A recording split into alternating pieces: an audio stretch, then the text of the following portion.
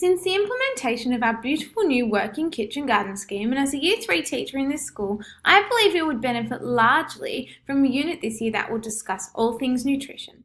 Using this opportunity to tie our new working kitchen garden scheme to help our students develop their understanding on healthy eating choices, the 5 food groups, and applying it to their own food intake is something that will be largely beneficial to the school.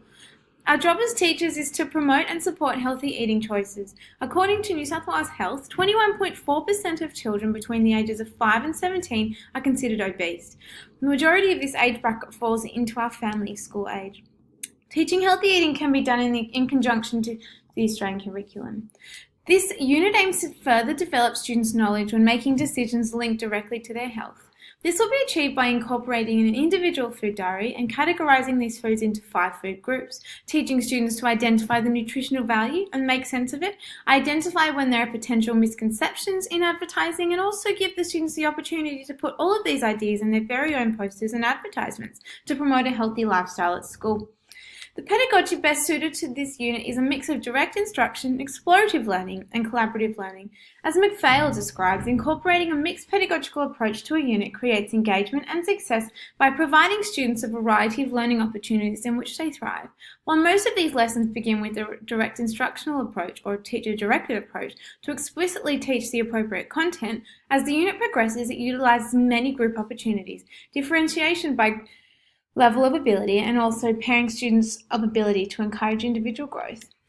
The ICT implementation is used to deepen student understanding and active involvement within this unit. The inclusion of the applications such as Seesaw and Post My Wall encourage creative freedom, as well as enhance student understanding by offering deeper and more hands-on learning experiences. The use of assessment is prevalent. A number of formative assessments take place, such as observational, questioning, and regular check-ins to recognise prior student knowledge, student learning patterns, student progress, and any gaps in knowledge. As Maxwell argues, observational data is often considered time-consuming. However, when implemented effectively, provides teachers with invaluable information about the way their students are learning. A summative approach is utilised at the end of the unit to assess what information students have retained. Student posters will be marked against the rubric in accordance to the applicable learning outcomes. The learning environment is set up to be safe yet challenging. A signed ICT agreement is required to let students at our school use the internet. They are well aware of the consequences if they do not abide by this agreement.